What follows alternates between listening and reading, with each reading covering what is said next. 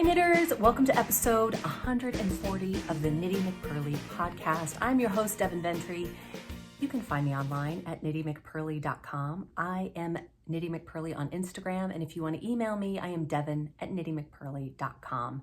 Please subscribe, thumbs up the video if you like it. Thank you so much for joining me today. This is a Saturday edition of the Knitty McPurly podcast, and it's going to be a wee short podcast because my family and I are leaving in the morning to go to the beach. I'm really excited. The shop is in vacation mode, meaning just you can order whatever you want and it will ship when we get back. Patterns ship out all the time. They are delivered to your inbox automatically, so you can get those anytime. But yeah, I wanted to show up for a podcast because I love you guys and this is so much fun and I know it matters. So here I am. So I'm just kind of winging it today, not as prepared as I usually am. Just a reminder. Oh, one thing that's funny. Yesterday, I sat down to write my newsletter because I send out my newsletter on Fridays.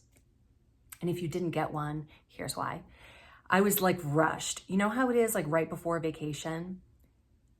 I had all my knitting packed. I mean, I had every single thing I needed for knitting, for vacation knitting. That was totally ready. But I hadn't done any laundry. I hadn't done any grocery shopping. I hadn't done any cleanup or packing or anything, or getting anything ready except for the knitting. So I was a little like, I have a lot to do, but I'm gonna sit down and try and bang out a newsletter. So I log on and I'm, most of the way through writing this newsletter. And then my computer just goes, the website refreshed and it was all gone. Everything I had done was gone. And I was like, this is a sign. So I just closed up the computer and said, no newsletter today, which is fine. Cause what am I gonna say? My shop is in vacation mode. That's where we are. So it was fine, but I did think it was funny that it took me a few days to think and plan my vacation knitting. Okay, what am I gonna take with me? What am I gonna work on? What do I need for that? Make sure I have everything I could possibly need for the knitting, even though not a single other thing was done.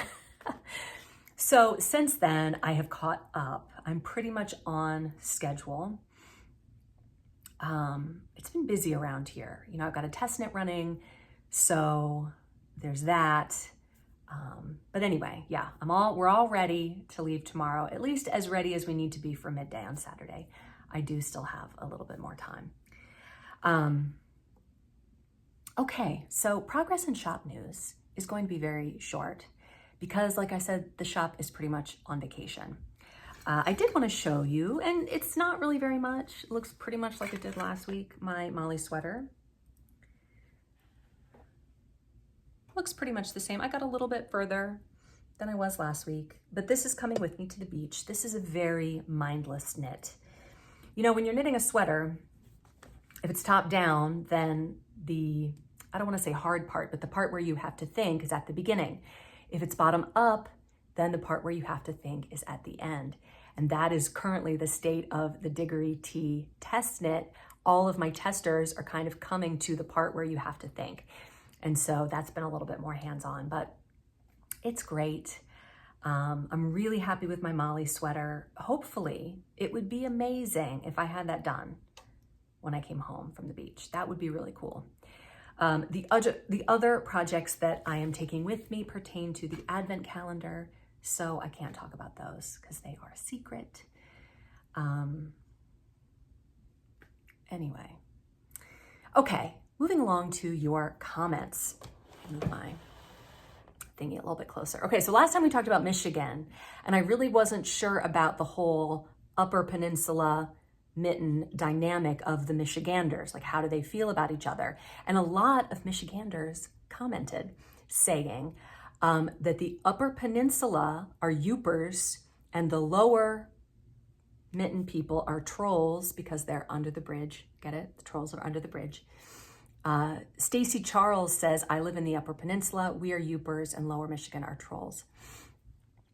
Linda Payne said, here is my knitting story. No one knew I knitted, but I really wanted to learn. Oh, no one I knew knitted. That makes more sense. No one I knew knitted, but I really wanted to learn. Linda, that is the story of like my first 35 years of life. Like all I wanted to do was knit. I really had this like desire to knit in my soul, and I knew no one who knit, and I couldn't learn from a book. I tried. Anyway, let's hear your story. So at 12 years old, I saved my babysitting and lawn mowing money. Awesome. With it, I bought a kit at Kresge's store. It included a pattern with how-to instructions, 100% wool sport weight yarn, and knitting needles. After a couple of practice runs, I was off and I finished my pullover. Wow, that's awesome. It fit. That's even better. I was so proud that I wore it for my 8th grade school photos and received many compliments. I did wear that sweater a lot, but did no more knitting for a couple years. My second project was a cardigan. While making it, I realized I had twisted all my knit stitches in the first pullover. That's okay. That's actually really common. It's called twisted stockinette, and if you knit into the back loop of every stitch instead of into the front loop as you're supposed to, I have taught a lot of people to knit, and it's actually really common for them to make this mistake. And then it's just twisted stockinette. Totally fine. Yep, she says, I continued wearing it for a few more years anyway. And she got 5 thumbs ups on that comment. That is such a great story, Linda. The knitter, I'm going to speak for everyone watching right now and say, we would love to see a picture. If you would like to email it to me, Linda, we would love to see a picture of you in 8th grade wearing that sweater. So now you got to go find the shoebox, dig through it. Oh gosh, that's awesome. A lot of comments about Michigan. Patty Hensley said, I just love Gigi's energy. She is very talented and seems to get it from her mother. So fun. Well, that's very kind of you. Gigi is my mini-me. That's definitely a thing. She's turning into me, like even at 13. Deb Signa says, Gigi is a hoot and a blessing. I love the remake of your sweater, and I think I'll have to make one in Surrey too. That sounds awesome. We'll have to wear them together and get a picture. It's gonna be a see-through sweater, and you just have to know that going in, that that is just what it is, and that you just have to wear something under it, like any sweater with lace or, you know, it happens a lot that something ends up being see-through. Oh, Susan Smith, fun podcast. I am marking January 2025 down. Can't wait for more details. She says, I missed last week's episode and I feel like I'm in the dark about things. Going back to watch now. You can't miss an episode because this is like minute to minute. I mean, you don't want to miss what happens here at the Knitty McPurly podcast. Divinely Engineered says, I was one of those new viewers last week. YouTube showed me your channel because I have been looking for more knitting podcasts. Now, Divinely Engineered, did you type in knitting podcast and it came up? I would be curious to see that. She says, I've only been knitting since March. A newbie. But I've been a crocheter for going on 6 years. Definitely loving your podcast, and you were an immediate subscribe. Thank you so much. Also, you mentioned that you homeschool. That's awesome. I was homeschooled from K through 12, and I hope to do the same whenever my husband and I decide to have kids. Awesome. Thanks for having such a warm and welcoming corner of the internet. Awesome. Thank you so, so much for that comment. Karen Davis said, I just finished a tea room bear in sport weight yarn, but I chose the pattern in the round rather than flat. So that means she offers it in the round. And I feel like I knew that.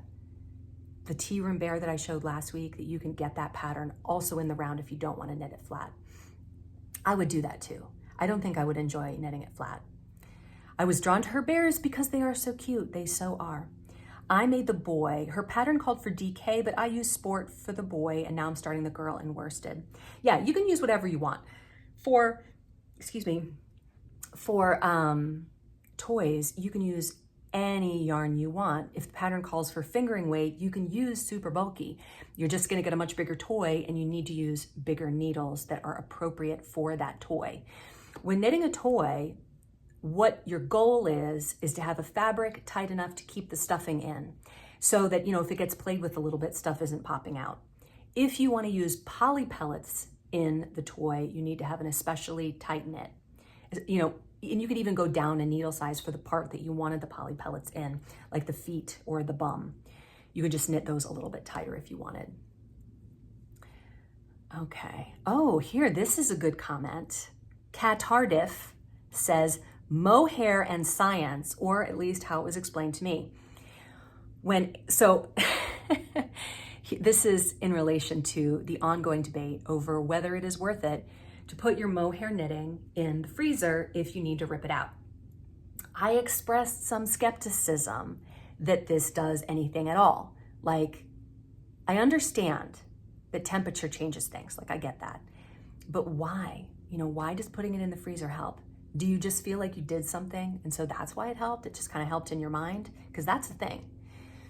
She says, when animal fibers get warm, the scales lift. Like in hair, you know, there's each individual hair has scales. So when the fibers get warm, the scales lift, making the strands grab onto their neighboring strands. When animal fibers get cold, like in the freezer, the scales flatten and get smooth. Thus, they can slide apart more easily. That is a good explanation. It at least makes sense. She said, I frogged the body of a mohair sweater to reknit alternating skeins, and the freezer trick worked great. Okay, I concede that if I have to rip out anything that's mohair or Surrey silk or has a fluff factor, I will put it in the freezer. I hope I never have to do that. I hate ripping. Blech. I hate ripping things out. It's just the worst. Mandy Coker says, okay, I want Gigi to come and visit me once a day just for entertainment's sake. What an adorable child. She is so cute, funny, and quirky. I'm totally gonna read her this comment. I love her sweet spirit. I vote to keep the Gigi segment. Oh my gosh, I should totally have her on today. We can do that because she finished her blanket. Let's do that. Gigi, that Afghan is gonna be the bomb. When I was 15 or 16, I made a quilt and I still have it. My grandbabies have even played on it. Treasure that quilt always, and you will be reminded of your childhood, the podcast, and time spent with your mom. Oh, I love it. That is awesome. I'm gonna turn this off right now and go get Gigi and have her come on and talk about her crocheting. Okay, hold on. So, welcome to Crocheting with Gigi. Here she is. My segment. All right. So the first thing she said to me when she sat down was, you have lipstick on your teeth. So, sorry about that. It's all right. I figured it would be less funny if I just let you do this whole thing with lipstick on your teeth. That would have been funny too, though. So Gigi and I are both fake tan, but I'm fake tanner.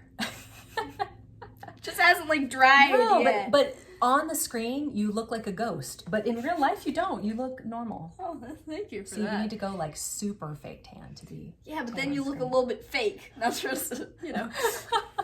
It's all fake. It's all fake. Fake. All right, show it. It's done. It's done. And she did the border. So tell us what you did for the border. I ran out of green at I had this much when I finished crocheting it, and then I realized I had an extra skein of white, so I made a thing. But I mean, what is this? Is this just a single crochet? Yeah. I wonder, did somebody suggest that you should use a single crochet? I feel like somebody suggested that. Some idiot. They were totally wrong. Like, look how bad this looks. Yeah, you know, they were just really wrong. Oh gosh, it turned out so good. It's really hard to show. It's really heavy. Because it's what, 6 by 7 squares. Can I weigh it right now? Yeah, go weigh it. I'm literally just And while you do that, I'm gonna show the thing that you're gonna knit on vacation. Okay. So this is called Bear the BF. No, yeah, Bear the BF. The BF stands for boyfriend. Bear the boyfriend? Boyfriend, because the cow is supposed to be like the girl. It's supposed to be cute. Oh, cute. How much did it weigh? It didn't register. Well, you weigh you, and then you get on with it, and then you do the math. Right. She does that. So it's this bear. It's a bear in a frog suit with a frog purse. And then you can also get the cow. That's a different pattern, but she has a little ice cream. Get it? Because she's a cow. A little ice cream purse. Oh my gosh, so cute. Now, 5.2 pounds. Oh man, 5.2 pounds. That's Boom. Crazy. It is awesome. Now, this is by Rin Meow 21. All right. That's who they are on Instagram. Now, my only knock on this pattern is it's really poorly instructed. I mean, I don't suggest it. I feel like it's just you haven't worked it yet though. Right. But it does have pictures. Like here's what it says to get for easiest. That's gonna take a lot of stuff. Yeah. And it says like yarn, and it doesn't tell you what yarn. It doesn't tell you how much yarn to use. And it says like a stitch marker, scissors, needle thread. I don't know what needle thread is. Embroidery thread, safety eyes, felt. It's just very I just want to know how much yarn to buy. So I went to Hobby Lobby and we just got like one skein of each. We got a skein of green and a skein of brown. I didn't get the pink for the cheeks because I figured you can use a scrap for that. Yeah. I'm gonna use embroidery floss and just do a big piece. So I got enough to make 2 of the frogs. They can be buddies. Best friends. They're the best friends. Best friend bears. Because they BFB. They unite over wanting to dress like frogs. It is weird though. You're really spitballing here and it's not going well. All right. But why do they want to wear a frog suit? Because it's cute. It is. Why do cows want ice cream purses when they're literally... That's weird. Is it like vegan ice cream? No, it's got to be cow ice cream. Cow milk ice cream because it's... I don't know. But that's kind of weird. I don't like it. Well, thank you for joining me, Gigi. Of course. I want something to throw at you. I know. I'm sorry. That'd be fun. Yeah. All right. Well, I'll see you in confetti. your fake tanness. All right. Beat it. Bye. Okay. So fun as usual. So because this is the I'm leaving on vacation in 12 hours podcast, I do not have knitting fantasies. If you want to see some amazing knitting patterns, go to KnittyMcPurly.com and there are a bunch over there. There's even a whole page of free patterns if you're interested in those. I also don't have a topic of the week. I really wanted to delve into different methods of grafting, like the Finchley graft or the knitted Kitchener, but I did not have time. So maybe not next week because I will have been home for a hot second when I film next week. But I will have some good announcements. But I do have, so here's what happened. This lovely story was emailed to me by a podcast watcher named Elizabeth. Hi, Elizabeth. Thank you so much for your story. I have not actually responded to this email. Sometimes I get behind on my email. I really apologize for not responding, but I read the story when you sent it to me and now I've actually forgotten it. So all of my reactions are going to be genuine. Elizabeth says, thank you for your podcast. I look forward to it every week. So here's what happened. My husband and I traveled from Las Vegas to upstate New York for our niece's graduation at the end of June. We had a fantastic time. I took my family several knitted items as gifts. I also took my 2 faux sets I had made. Everyone was impressed. Naturally, I packed some projects to work on the flights, in the airport, and while we were there. Our travel to New York went great. No issues at all, other than a longer line than preferred to get our rental car. If I had known at the time that that would be the least of our travel woes, I'm sure my attitude about that would have been different. We were scheduled to travel back home on a Friday, so we headed to the airport, an hour-and-a-half drive. I knitted most of the time. We do the whole airport thing, check the bags, security, waiting, and knitting, of course. Our first flight was to Boston. A short flight, but I had my knitting, so it felt even shorter.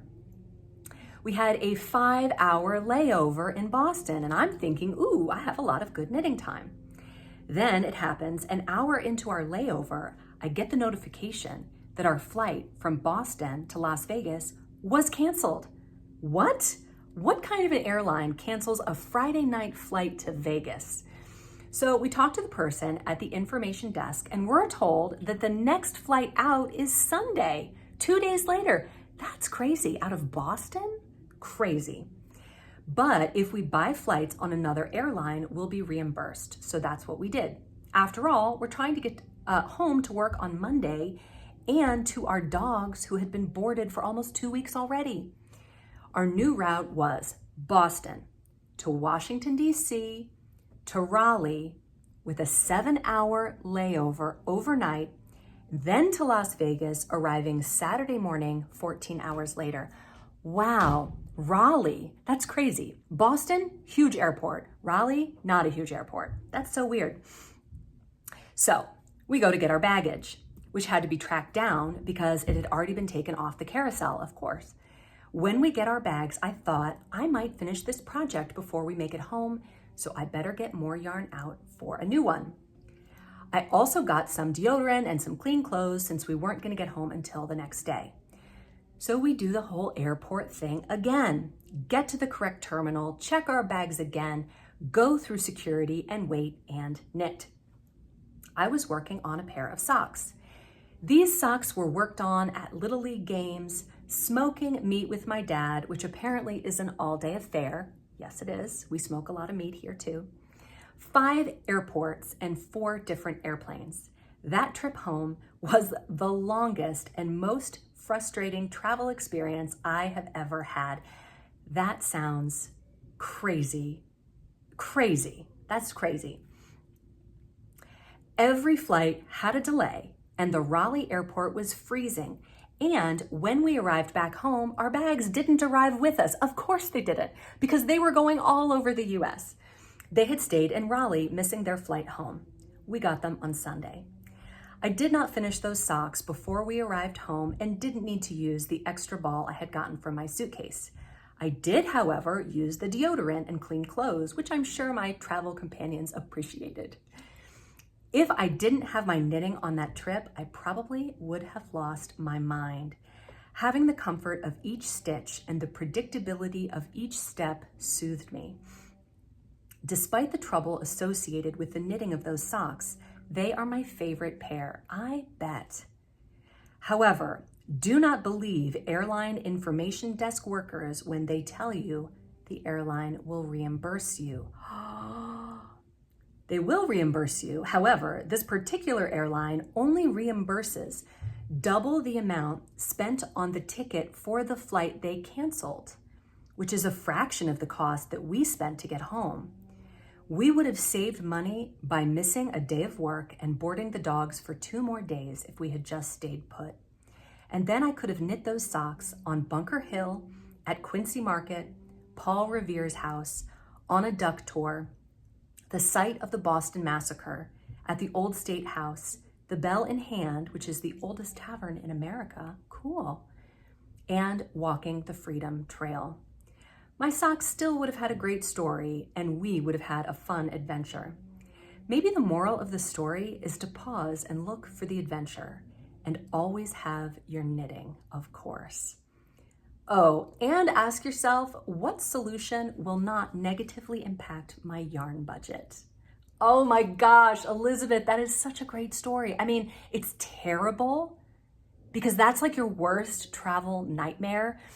It's super inconvenient. It's a lot of trouble and frustration, and it's expensive in addition to all that.